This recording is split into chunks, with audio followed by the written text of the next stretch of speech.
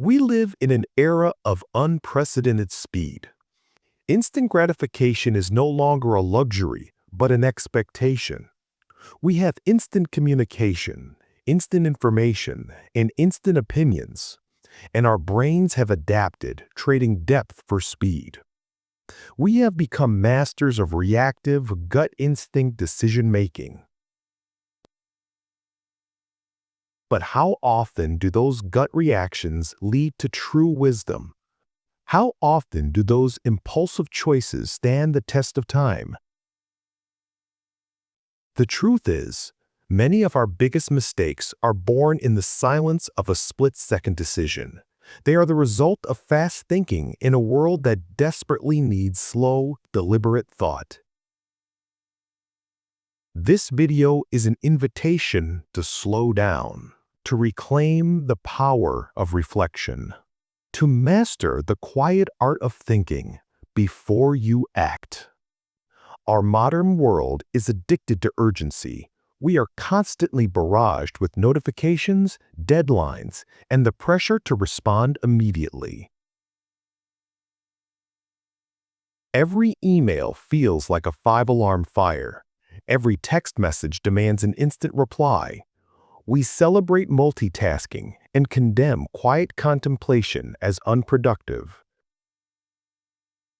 But this constant state of doing prevents us from truly thinking.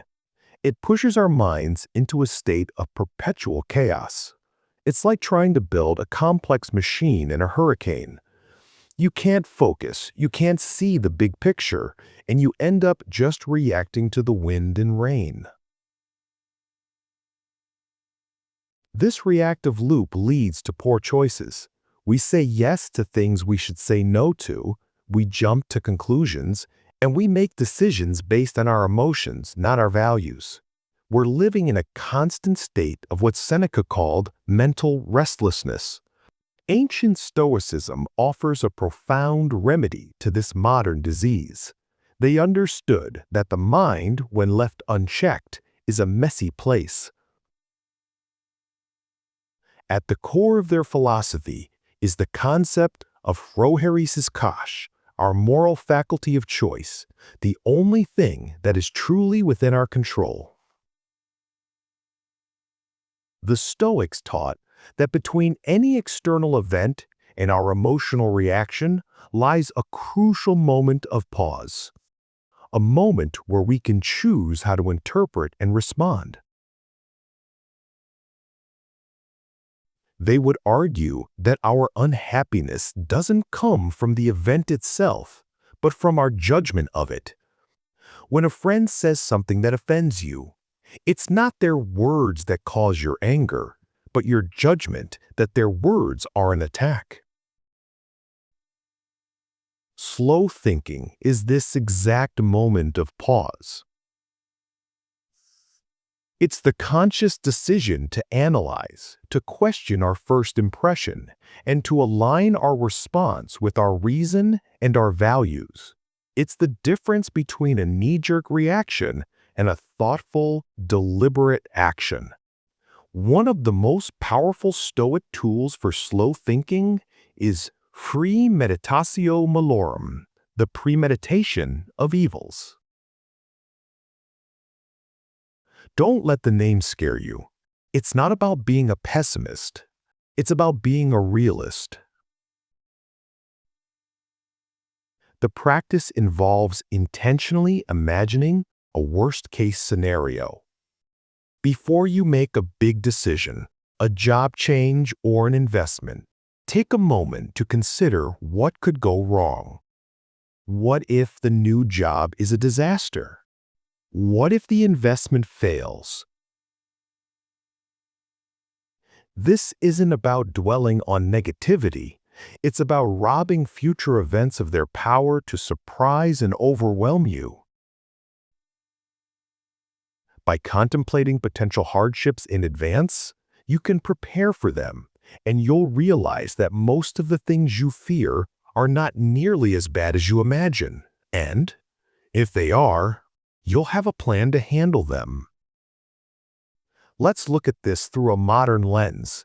Psychologist Jonathan Haidt offers a powerful metaphor in his book, The Happiness Hypothesis. He describes our minds as an elephant and a rider.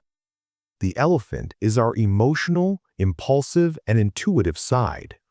It's powerful, stubborn, and often wants to take the easy path. The rider is our rational, logical, and conscious side. It's weak in comparison, but it has the ability to steer and guide the elephant.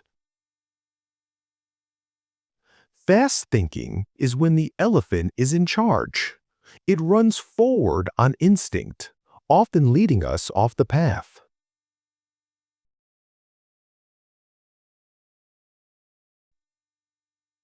Making better decisions isn't about eliminating your emotions. It's about using your reason to guide them. It's about the rider guiding the elephant. So, how do we apply this in our fast-paced lives? Start with a simple rule. The 5-minute rule. When faced with a non-urgent decision, force yourself to wait just 5 minutes before acting. That phone call you need to return? The email that just came in? The impulsive thought to buy something? Take 5 minutes. In those 5 minutes, you aren't just waiting, you're actively engaging your rider. Ask yourself, is this the right thing to do? You'll be shocked at how often this simple pause reveals a better path. This small act of resistance against the tyranny of urgency is a huge step towards regaining control of your decisions. When you master the art of slow thinking, you become the author of your own life. You are no longer just a character reacting to a script written by others. You become proactive, not reactive. You choose your actions instead of letting your actions choose you.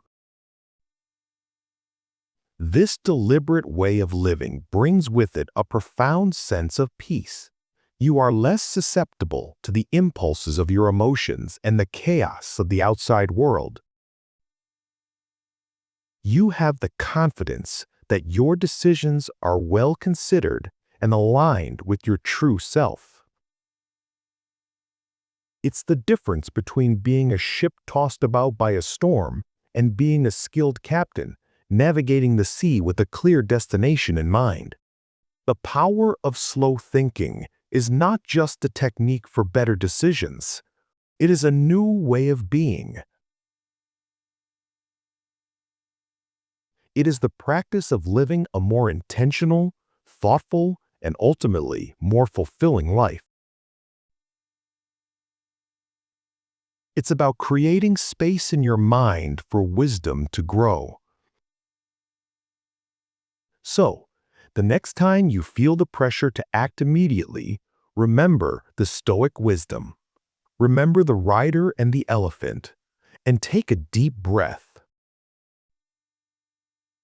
Give yourself the most valuable gift of all, the gift of time to think.